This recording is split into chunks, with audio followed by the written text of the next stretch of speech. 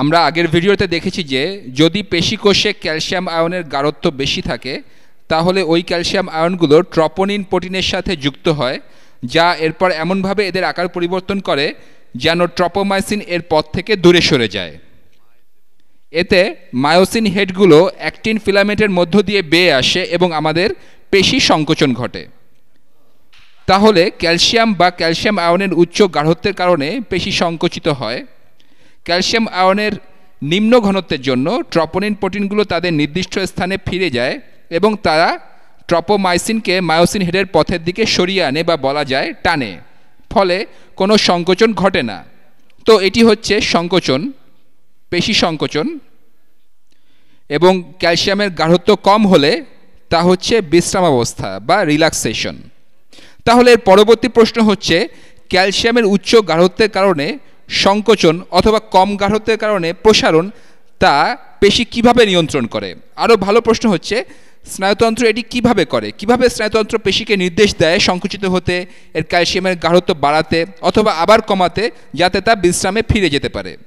এটি বুঝতে আমরা আগের নিউরনের ভিডিওগুলোতে যা দেখেছি তা একটু পর্যালোচনা করি। আমি এখানে একটা অ্যাক্সনের টার্মিনাল জাংশন এঁকে নেই, ঠিক এইখানে নিউরনের ডেনড্রাইটযুক্ত সিনাপসের পরিবর্তে আমরা একটা পেশিকোষের সিনাপস নেই। তাহলে এটা হচ্ছে একটা পেশিকোষের সিনাপস, ঠিক এরকম। এটা কি তা আমরা একটু পরেই দেখতে পাবো। এটা পেশিকোষের সিনাপস। আমাদের বোঝার সুবিধার জন্য সব কিছু চিহ্নিত করে নেই। এটা হচ্ছে অ্যাক্সন বা অ্যাক্সনের শেষ প্রান্ত, টার্মিনাল অ্যাক্সন। এটা হচ্ছে সিনাপস। নিউরন ভিডিওতে পাওয়া এরকম সংজ্ঞা আমরা দেখেছি। এই স্থানটা হলো সিন্যাপটিক ক্লেফট। এটা হচ্ছে প্রি সিন্যাপটিক নিউরন। এটা হচ্ছে পোস্ট সিন্যাপটিক কোষ। এক্ষেত্রে এটা নিউরন নয়। এরপর এটা হচ্ছে পর্দা বা মেমব্রেন। এটা মেমব্রেন, পেশিকোষের মেমব্রেন। আমি হয়তো যখন এর পরের অথবা তার পরের ভিডিওটা করব তখন পেশিকোষের গঠন সম্পর্কে আপনাদের দেখাবো।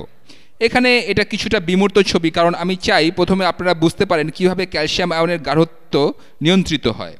পেশিকোষের মেমব্রেনকে বলা হয় সার্কোলেমা বা বলা যায় সার্কলেমা। আমার মনে হয় আসলে সার্কোলেমা, যেভাবে আপনি বলতে চান। তাহলে এটা হচ্ছে পেশিকোষের মেমব্রেন বা পর্দা। এখানে এটা আপনারা মনে করতে পারেন অনেকটা পেশিকোষের পর্দা বা মেমব্রেনের মধ্যে একটা ভাঁজের মতো।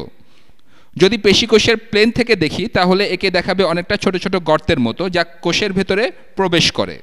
এখানে আমরা প্রস্থচ্ছেদ করেছি, তাই একে চিন্তা করা যায় একটা ভাঁজের মতো, যেন অনেকটা সুই দিয়ে ছিদ্র করলে যেমন পাই। এটা আসলে পর্দার মধ্যে একটা ভাঁজ। এখানে এটাকে বলা হয় টি টিউবুল। আমরা নামগুলো সব দেখে নিই। টি হচ্ছে ট্রান্সভার্সের জন্য, কারণ এটা এখানে মেমব্রেন বা পর্দার তলে ট্রান্সভার্স হয়ে ঢুকছে। এটা এই ভিডিওর জন্য একটা খুব গুরুত্বপূর্ণ অঙ্গাণু। এটা হচ্ছে পেশিকোষের ভেতরে একটা অঙ্গাণু যাকে বলা হয় সার্কোপ্লাজমিক রেটিকুলাম। এটা হচ্ছে সার্কোপ্লাজমিক রেটিকুলাম। এটার আসলে এন্ডোপ্লাজমিক রেটিকুলামের সাথে অনেক মিল রয়েছে, কিছুটা এন্ডোপ্লাজমিক রেটিকুলামের সাথে সম্পর্কিত, কিন্তু এখানে এর কাজ শুধুমাত্র মজুদ বা সঞ্চয় করা। যেখানে এন্ডোপ্লাজমিক রেটিকুলাম প্রোটিন গঠনের সাথে জড়িত এবং রাইবোজোম যুক্ত, কিন্তু এটা শুধুই সঞ্চয় করে, একটা সঞ্চয়কারী অঙ্গাণু। সার্কোপ্লাজমিক রেটিকুলামের কাজ কি? সার্কোপ্লাজমিক রেটিকুলামের মেমব্রেনে ক্যালসিয়াম আয়ন পাম্প রয়েছে। এর মেমব্রেনে রয়েছে ক্যালসিয়াম আয়ন পাম্প, এবং এগুলো যা করে তা হলো এটিপিএসিস। এগুলো এটিপি ব্যবহার করে পাম্পের জ্বালানি হিসেবে। তাহলে এটিপি এসে এর সাথে যুক্ত হয় এবং হয়তো ক্যালসিয়াম আয়ন যুক্ত হয়। গোলাপি রং দিয়ে আমি ক্যালসিয়াম আয়ন দেখাচ্ছি। ক্যালসিয়াম আয়ন এর সাথে যুক্ত হয়ে এবং এটিপি হাইড্রোলাইসিস হয়ে এডিপি এবং একটা ফসফেট গ্রুপ তৈরি হয়, যা প্রোটিনের কনফরমেশন পরিবর্তন করে এরপর এটা ক্যালসিয়াম আয়নকে পাম্প করে ভেতরে নিয়ে আসে। তাহলে সার্কোপ্লাজমিক রেটিকুলাম মেমব্রেনে এসব ক্যালসিয়াম আয়ন পাম্পের প্রভাব হচ্ছে যে বিশেষত বিশ্রামরত অবস্থায় একটা পেশিকোষে অনেক বেশি গাঢ়ত্বের ক্যালসিয়াম আয়ন থাকবে, এর অভ্যন্তরে ভেতরে থাকবে উচ্চ গাঢ়ত্বের ক্যালসিয়াম আয়ন। আপনি হয়তো অনুমান করতে পারবেন এরপর কি হবে। যখন পেশি সংকোচনের প্রয়োজন তখন এই ক্যালসিয়াম আয়নগুলোকে বাইরে কোষের সাইটোপ্লাজমে পাঠিয়ে দেওয়া হয়। তখন তারা ট্রপোনিন প্রোটিনের সাথে যুক্ত হতে পারে, এবং আগের ভিডিওতে যা যা আলোচনা করেছি তা করতে পারে। আমরা যেটা জানতে চাই তাহলে এটা কিভাবে জানতে পারে কখন ক্যালসিয়াম আয়নকে বাইরে কোষের ভিতরে পাঠাতে হবে।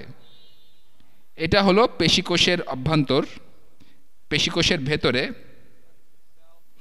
এখানেই অ্যাক্টিন ফিলামেন্ট, মায়োসিন হেড এবং অন্যান্য পদার্থ ট্রপোনিন, ট্রপোমাইসিন থাকে, যেগুলো পরিবেশের সাথে উন্মুক্ত অবস্থায় থাকে। আপনি চিন্তা করলেই দেখবেন, আমি এখানে আরও ভালোভাবে বোঝার জন্য এঁকে নেই। এখানে আছে অ্যাক্টিন ফিলামেন্ট, এটা অনেকটা অ্যাবস্ট্রাক্ট, আমরা এর গঠনের উপর ভবিষ্যতে আরও ভিডিও দেখব। এখানে আরও আছে মায়োসিন হেড, এবং এখানে থাকে ট্রপোমাইসিন যেটি জড়ানো থাকে, এবং এটা ট্রপোনিন দ্বারা বিদ্ধ থাকে, ট্রপোনিন প্রোটিন দ্বারা। এটা খুবই অ্যাবস্ট্রাক্ট একটা ছবি, এখানে কি হচ্ছে তার সম্পর্কে একটা ধারণা পাওয়ার জন্য। এখন ধরি এই নিউরন, যাকে আমরা বলবো মোটর নিউরন, এটা পেশি সংকোচনের জন্য সংকেত দিচ্ছে। আমরা জানি সংকেত কিভাবে নিউরনের বা বিশেষত অ্যাক্সনের মধ্য দিয়ে চলাচল করে। এটা চলাচল করে অ্যাকশন পটেনশিয়ালের মাধ্যমে। এখানে একটা সোডিয়াম চ্যানেল আছে, এটার বিভব বা ভোল্টেজ যুক্ত দরজা আছে, তাই এখানে কিছু ধনাত্মক ভোল্টেজ আছে যা এই ভোল্টেজ দ্বার যুক্ত সোডিয়াম চ্যানেলকে খুলতে নির্দেশ দেয়। এটা খুলে যায় এবং আরও সোডিয়াম এখানে ভেতরে আসতে দেয়, এর ফলে আরও কিছু ধনাত্মক চার্জ সৃষ্টি হয়, যার ফলে পরবর্তী ভোল্টেজ দ্বারযুক্ত চ্যানেল উদ্দীপ্ত হয় খোলার জন্য, এবং এটা অ্যাক্সনের মেমব্রেন দিয়ে চলতে থাকে। যখন পর্যাপ্ত পরিমাণ পজিটিভ চার্জ পাওয়া যায়, ভোল্টেজ দ্বারযুক্ত ক্যালসিয়াম চ্যানেল উন্মুক্ত হয়। এগুলো সবই পূর্বের আলোচনা, যা নিউরনের ভিডিওগুলোতে আমরা শিখেছি। যখন ক্যালসিয়াম আয়ন চ্যানেলের কাছে পর্যাপ্ত পরিমাণ পজিটিভ থাকে, তখন তারা ক্যালসিয়াম আয়নকে ভেতরে প্রবাহিত হতে দেয়। যখন ক্যালসিয়াম আয়ন ভেতরে প্রবাহিত হয়, তখন সিন্যাপটিক বা প্রিসিন্যাপটিক মেমব্রেনের সংলগ্ন প্রোটিনগুলোর সাথে যুক্ত হয়। এখানে ঠিক এইখানে ক্যালসিয়াম আয়ন যা প্রোটিনের সাথে যুক্ত হয়, যেই প্রোটিনগুলো কিনা ভেসিকেলের সাথে আটকে ছিল। ভেসিকেল হচ্ছে আসলে এই মেমব্রেনগুলো, যেগুলো নিউরো ট্রান্সমিটারের চারপাশে থাকে।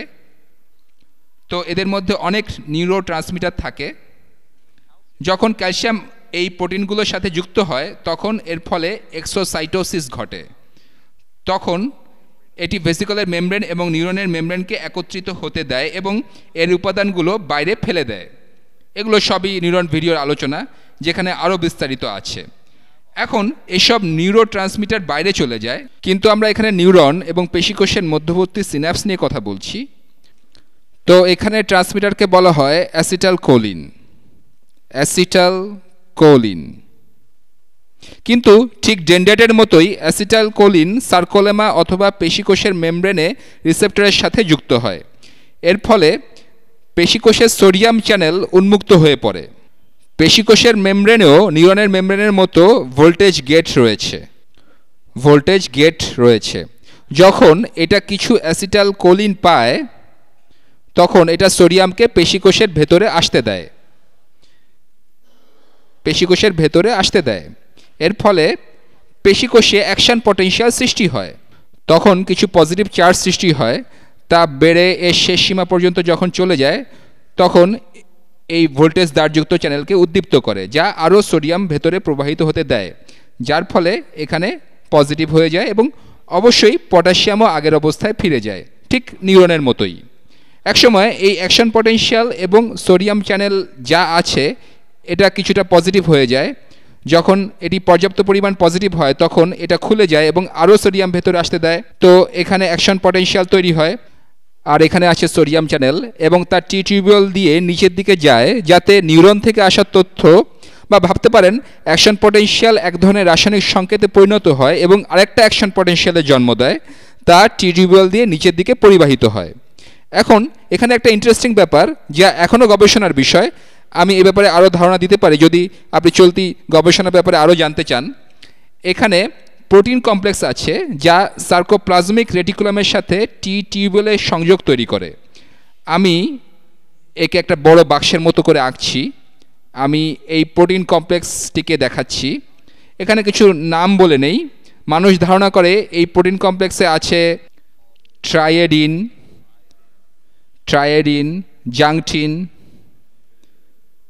জাংটিন, ক্যালসিকোয়েস্ট্রিন এবং রায়ানাডিন। এরা কোনো না কোনোভাবে এই প্রোটিন কমপ্লেক্সের সাথে সম্পর্কিত, যা টি টিউবিউল এবং সার্কোপ্লাজমিক রেটিকুলামের মধ্যে সংযোগ স্থাপন করে। কিন্তু মূল বিষয় হচ্ছে অ্যাকশন পটেনশিয়াল এখানে ভ্রমণ করে আসে, তাই এখানে পর্যাপ্ত পরিমাণ পজিটিভ চার্জ থাকে। এই প্রোটিন কমপ্লেক্স ক্যালসিয়াম আয়নের নিঃসরণে সহায়তা করে। বিজ্ঞানীরা ধারণা করেন রায়ানাডিন হচ্ছে সেই কেমিক্যাল যা এই নিঃসরণে সাহায্য করে। তবে আমরা বলতে পারি যখন এটা এখানে শুরু হয়, আমি এখানে রং বদলাই, আমরা বলতে পারি যখন অ্যাকশন পটেনশিয়াল এমন দূরত্বে যায়, লাল দিয়ে দেখাই আমি, অ্যাকশন পটেনশিয়াল যখন এমন দূরত্বে যায় যাতে এই পরিবেশে কিছু পজিটিভ চার্জ সৃষ্টি হয় এবং সোডিয়াম আয়ন প্রবাহিত হয়, তখন এই রহস্যময় বাক্সটা আপনি এই ব্যাপারে ইন্টারনেটে খুঁজতে পারেন এটা ঠিক কিভাবে কাজ করে, সে ব্যাপারে এখনও গবেষণা চলছে। তো এটা একটা ওপেনিং সৃষ্টি করে যাতে এসব ক্যালসিয়াম সাইটোপ্লাজমিক রেটিকুলাম থেকে বের হতে পারে। তখন এসব ক্যালসিয়াম আয়ন সাইটোপ্লাজমিক রেটিকুলামের বাইরে এবং কোষের ভেতরে সাইটোপ্লাজমে এসে পড়ে। যখন এটা হয় তখন কি ঘটে? তখনই ক্যালসিয়ামের গাঢ়ত্ব বেশি হলে তা ট্রপোনিনের সাথে যুক্ত হয়। ভিডিও শুরুতে যেমন বলেছিলাম, ক্যালসিয়াম আয়ন ট্রপোনিনের সাথে যুক্ত হয়, ট্রপোমাইসিন পথ থেকে সরে যায়। মায়োসিন এটিপি ব্যবহার করে, যা দুইটা ভিডিও আগে দেখানো হয়েছিল, এবং এটা অ্যাক্টিন দিয়ে বেয়ে চলতে শুরু করে। একই সাথে যখন সংকেত আর থাকে না তখন এটা বন্ধ হয়ে যায় এবং এই ক্যালসিয়াম আয়ন পাম্প ক্যালসিয়াম আয়নের গাঢ়ত্ব কমিয়ে দেয় এবং সংকোচন বন্ধ হয়ে পেশি বিশ্রামে চলে যায়। মূল ব্যাপারটা হলো এখানে এই ক্যালসিয়াম আয়নের ধারক আছে। পেশি বিশ্রামে থাকা অবস্থায় ক্যালসিয়াম আয়ন কোষের ভেতরে নিয়ে নেয় যাতে পেশি বিশ্রামে থাকে এবং মায়োসিন অ্যাক্টিনের মধ্য দিয়ে চলাচল করতে পারে। কিন্তু যখন এটি সংকেত পায়, এটা ক্যালসিয়ামকে আবার বাইরে পাঠিয়ে দেয় এবং পেশি সংকোচন ঘটে, কারণ ট্রপোমাইসিন তখন ট্রপোনিন দ্বারা রাস্তা থেকে সরে যায়। ব্যাপারটা বেশ বিস্ময়কর। আর অবাক করা ব্যাপার হচ্ছে এই প্রোটিন কমপ্লেক্সের ব্যাপারে এখনও অনেক রহস্য রয়েছে। যদি আপনি জীববিজ্ঞানের উপর গবেষণা করতে চান তবে আপনার জন্য এটা খুব ইন্টারেস্টিং একটা ব্যাপার হতে পারে। বৈজ্ঞানিক দৃষ্টিভঙ্গি থেকে এটি কিভাবে কাজ করে তা অনেক বিস্ময়কর।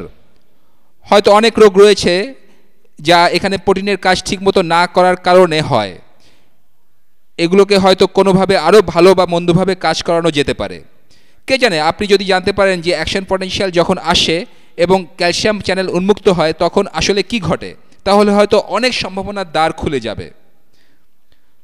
এখন মূল বিষয়টা আমরা জানি, মোটর নিউরন সার্কোপ্লাজমিক রেটিকুলামকে এই সব ক্যালসিয়াম আয়নকে বাইরে পাঠাতে বা ক্যালসিয়াম আয়নকে বাইরে কোষের সাইটোপ্লাজমে ভ্রমণ করতে দিয়ে পেশি সংকোচন ঘটাতে পারে। আমি কিছুক্ষণ আগে এই বিষয়ের উপর পড়ছিলাম, এই পাম্পগুলো খুবই এফিশিয়েন্ট, তাই যখন সংকেত চলে যায় এবং এখানে এই প্রবেশপথ বন্ধ হয়ে যায় তখন এই ধারকটি 30 মিলিসেকেন্ডের ভেতরে সব ক্যালসিয়াম আয়ন ভেতরে টেনে নিতে পারে, 30 মিলিসেকেন্ডের মধ্যে। এ কারণে আমরা দ্রুত পেশি সংকোচন বন্ধ করতে সক্ষম হই। আমি তাই কাউকে ঘুষি মেরে আমার হাত নিজের দিকে টেনে বিশ্রাম নিতে পারি। সবই ঘটে মুহূর্তের মধ্যে, কারণ আমরা 30 মিলিসেকেন্ডে বা সেকেন্ডের 30 ভাগের 1 ভাগের চেয়েও কম সময় সংকোচন বন্ধ করতে পারি। যাই হোক, পরের ভিডিওতে আবার দেখা হবে, তখন আমরা পেশিকোষের গঠন সম্পর্কে বিস্তারিত আলোচনা করব।